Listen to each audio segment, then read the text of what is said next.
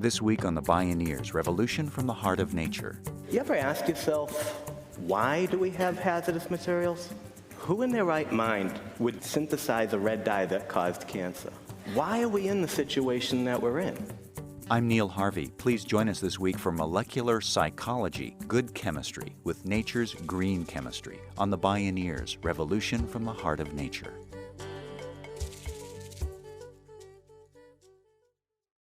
The Great Pacific Garbage Patch is a mammoth vortex of marine litter in the central North Pacific Ocean. It's estimated to be twice the size of the entire continental United States.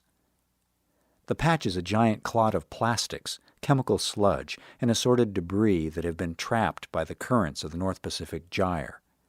Since plastics disintegrate to ever smaller polymers, particles are entering the bodies of fish, sea mammals, birds, and ultimately us. An ad by the National Plastics Council proudly called plastics the sixth food group. The council probably didn't mean it quite like this. Did you ever ask yourself who in their right mind would invent a product to keep food fresh or tote it home that would one day litter the landscape, wash up on every beach around the world, and release toxic substances into the web of life and our bodies long after its short disposable life? Today, all that is changing by necessity and by design. The principles of the scientific revolution of green chemistry are prompting inventors to consider first and foremost whether a product will be safe. The radical growth of green chemistry is showing we can invent our way out of the toxic vortex. We can have good chemistry with the earth by emulating nature's green chemistry. Join us for Molecular Psychology, Good Chemistry with Nature's Green Chemistry, with green chemists John Warner and Amy Cannon. My name is Neil Harvey. I'll be your host. Welcome to the Bioneers, Revolution from the Heart of Nature.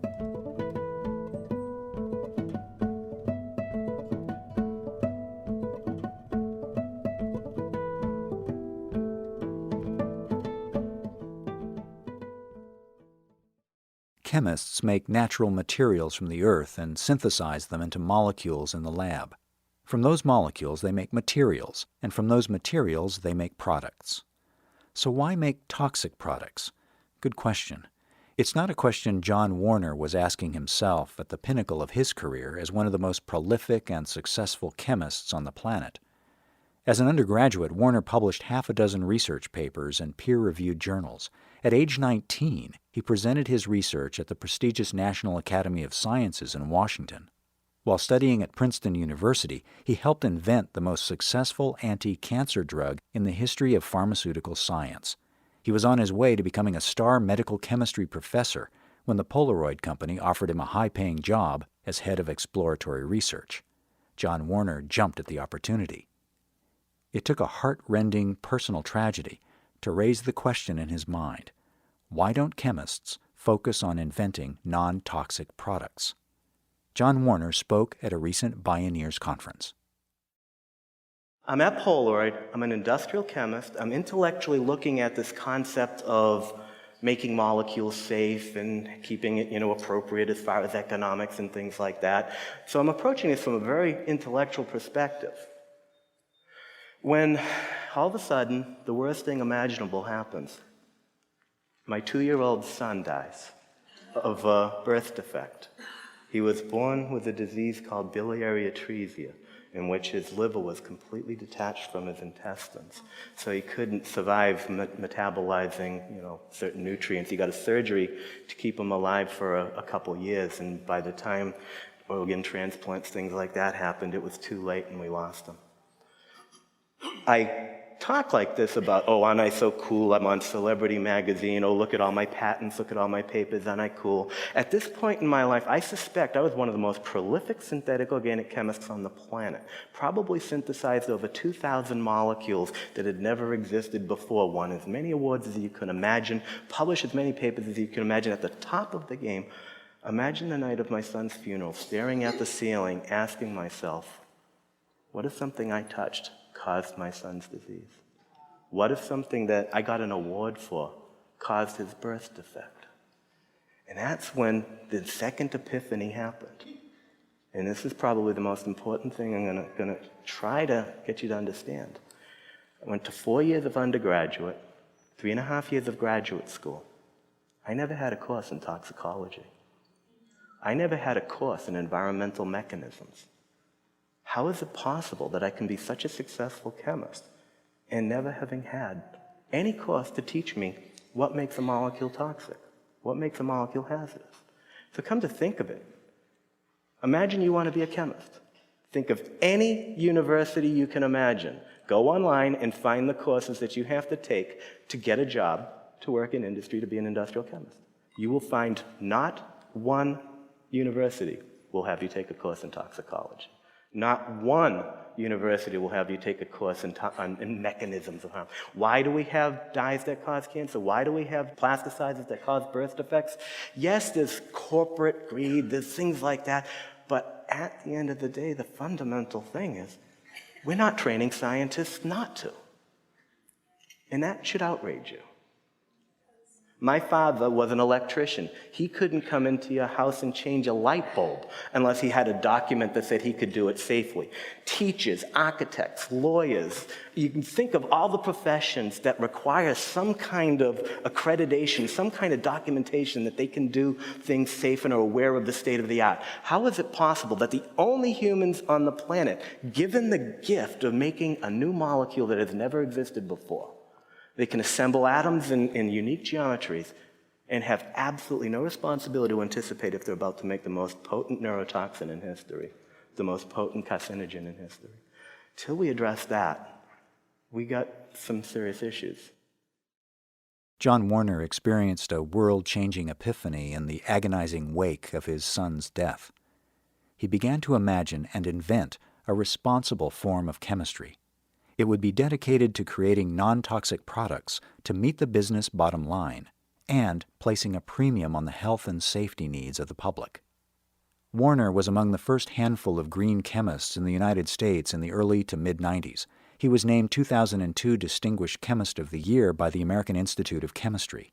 In 2008, John Warner was named one of the most influential people impacting the global chemical industries. You know, in 150 years of industry and chemistry, we have learned to make the most complex and complicated molecules imaginable. But we use high temperature, high pressure, and nasty reagents. Whereas nature constantly outperforms us, hands down, and yet uses room temperature, ambient pressure, and water as a solvent. And so non-covalent derivatization is the scientific interpretation of what's going on. And the idea is that we, for 150 years in chemistry, have been ego-driven to make molecules do what we want them to do. And yet in nature, if you think about it, molecules do what they want to do because they evolved to do what they want to do. And if we can learn that, and we can understand how molecules interact, and I tongue-in-cheek say, play the role of a molecular psychologist. Instead of making the molecule do what we want, put it on the couch and say, what would you like? And then design the product to be what it wants to be. Don't have the toxicity, don't have the hazards. It just seems to make sense. What John Warner jokingly calls molecular psychology is actually biomimicry at the molecular level, imitating how nature does chemistry. After all, nature wrote the recipe book and is the master chemist. All the materials that we depend on in society, all of them are chemicals. Everything is a chemical. Water is a chemical. Air is a chemical. Chemical-free is a concept that is used, but inappropriately, because everything is a chemical. So getting over that, if we imagine all the materials that we interact with in society, I would argue maybe 10% we would consider sustainable, we would consider benign. 90% of them have some issue. Maybe they have a lot of energy in the manufacturing process. Maybe they use solvents in the manufacturing process. Maybe they're toxic. Maybe they're from non-renewable feedstocks, or they persist in the environment. There's something wrong with 90% of them. Now, if we do an alternative assessment and look around and just desperately try to find existing technologies that could replace some of these less perfect technologies, we might be able to get another 20%.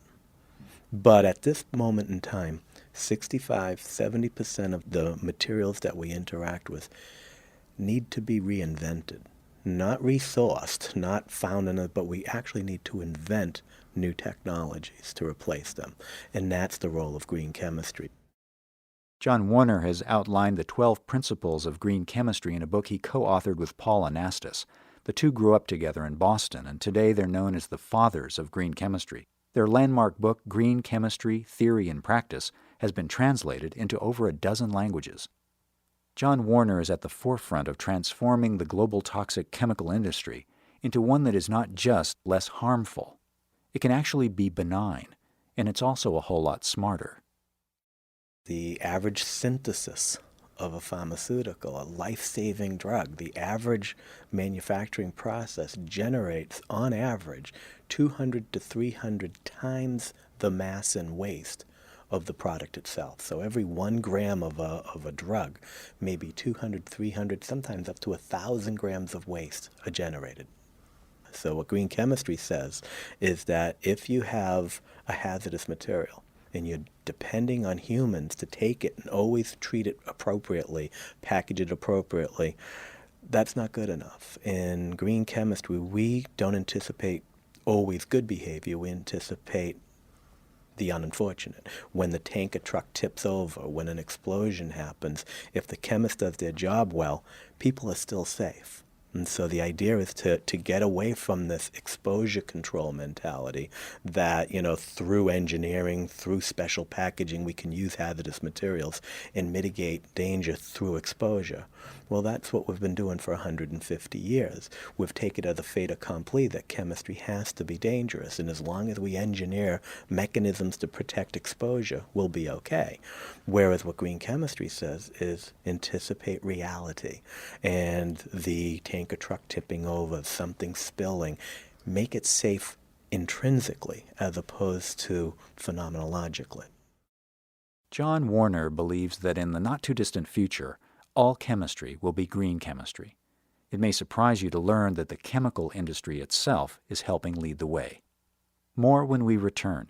This is Molecular Psychology, Good Chemistry with Nature's Green Chemistry. I'm Neil Harvey. You're listening to the Bioneers, Revolution from the Heart of Nature.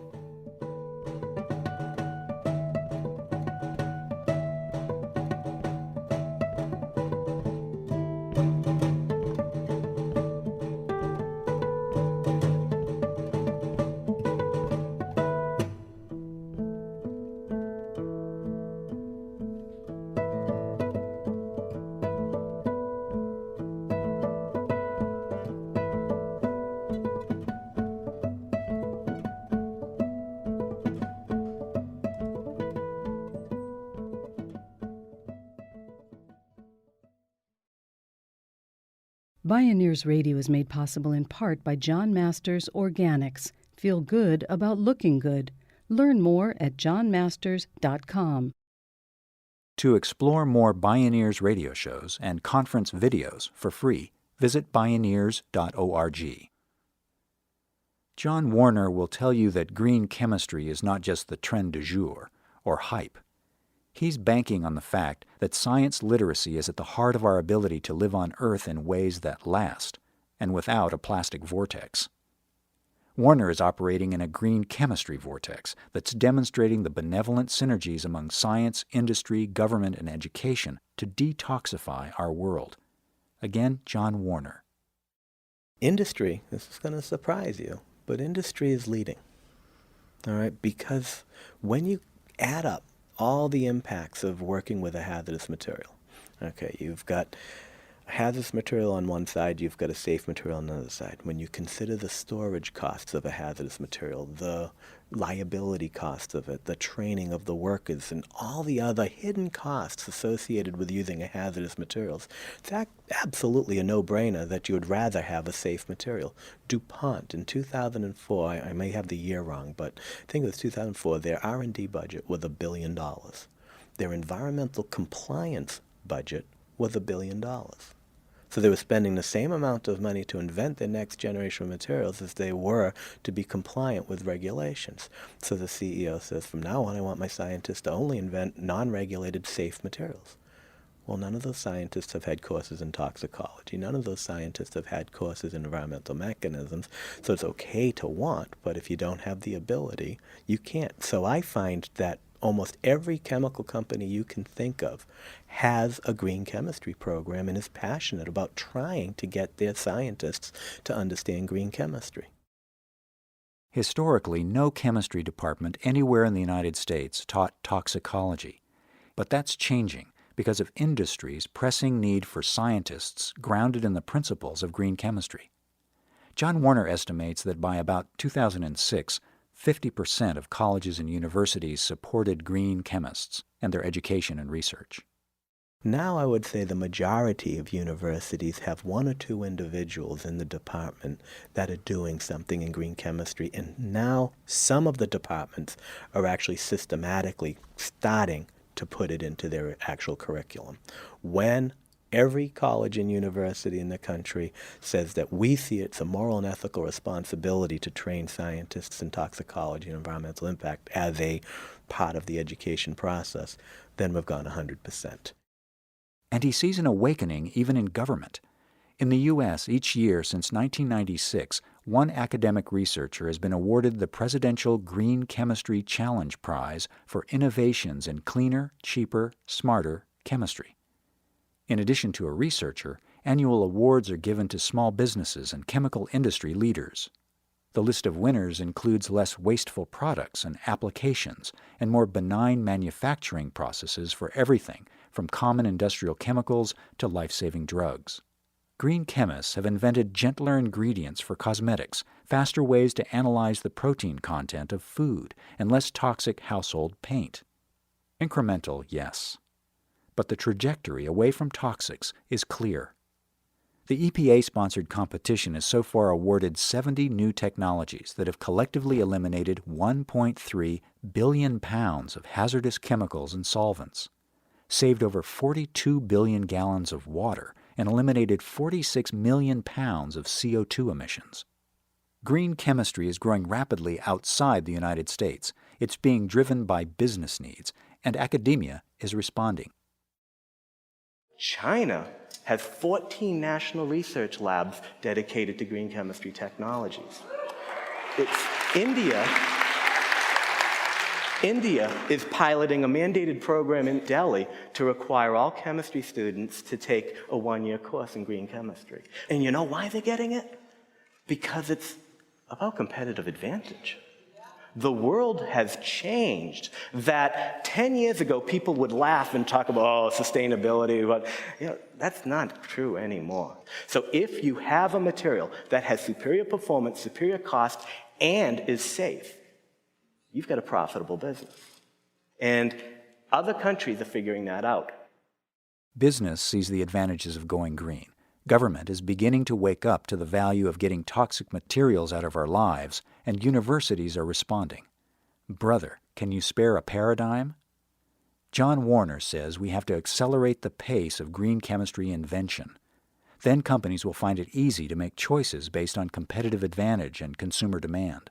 But until then, companies will continue to clog the courts defending their toxic products as the cost of doing business. Today, John Warner is again at the top of the game, but it's a different game.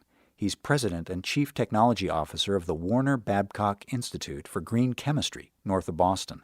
Here, scientists invent sustainable, safe alternatives to conventional products. In the Institute's first 28 months, Warner and his team filed a breathtaking 147 patents and brought 5 products to market, with many more on the way. One is an inexpensive solar technology based on the chemistry of how plants photosynthesize and make energy from light. At the center of the Institute is a large teaching facility with full-length glass windows looking out into the research labs. It's the home of its sister nonprofit, Beyond Benign Foundation, that develops K-12 science curriculum and brings in students, teachers, and community groups to watch green chemists at work. Someone can try to invent something for years and fail. And so we have to be patient and allow the innovative and inventive process to take its time. What we can do is increase the odds by getting more ideas and more people in the inventive process. that weren't normally in it. We need to bring people who would never have considered science as a viable career and let them know that, well, maybe this is. And at this point, society needs them desperately. Not the people that have typically gone into chemistry, but people who maybe not typically would have gone into chemistry. John Warner and his partner and wife, Amy Cannon, who runs the Beyond Benign Foundation, are making science sexy again. Green chemistry promises a new golden age of scientific discovery that also brings social good. We definitely need more scientists to come in and help us invent these much-needed alternatives. We also need society as a whole to have a better understanding of science and its impact on society. Amy Cannon was the first person in the world to earn a PhD in green chemistry. As executive director of the Beyond Benign Foundation, her mission is to promote science driven by the principles of green chemistry in order to create an environmentally, socially, and economically prosperous world, and attract lots of passionate new students and entrepreneurs who want to become green chemists and contribute to a world brimming with good chemistry.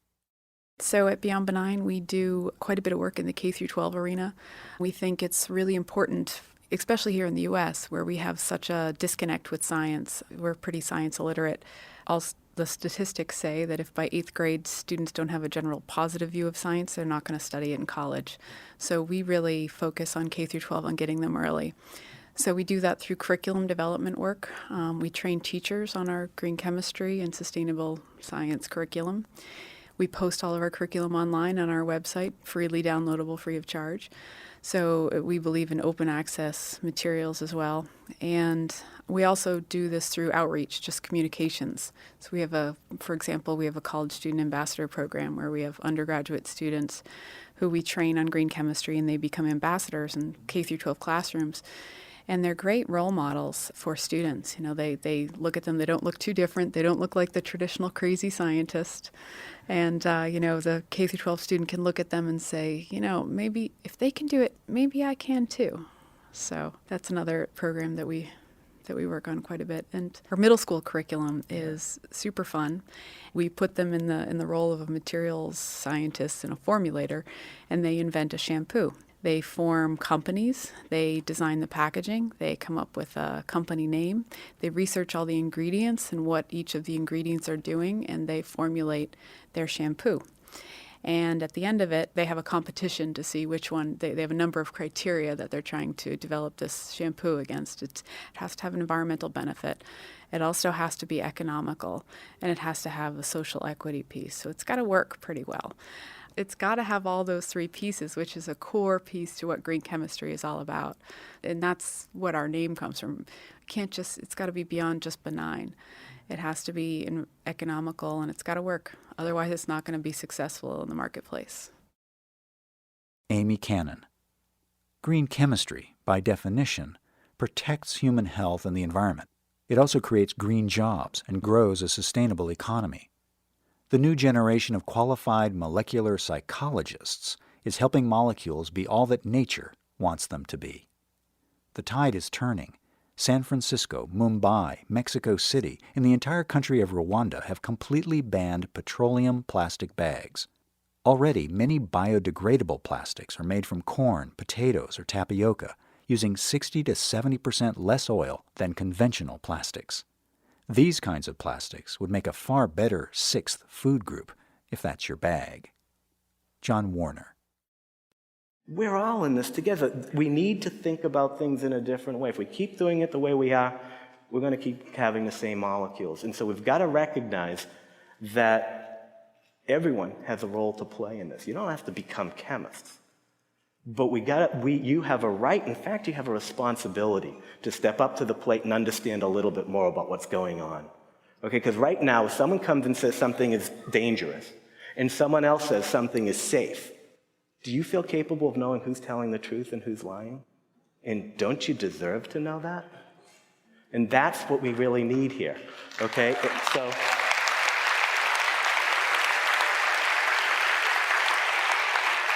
I'm convinced we're going to succeed. It's going to take a little bit of time, but it's going to happen because society is demanding safe materials. Next generation of students want to learn how. They don't have all the tools yet. And I think the Bioneer community is just the one to step up, help the next generation of scientists appreciate the universe for what it is and understand their impact. And all together, let's save the world. Thank you.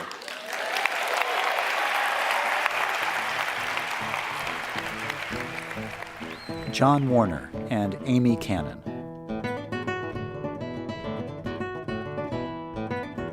Molecular Psychology, Good Chemistry with Nature's Green Chemistry.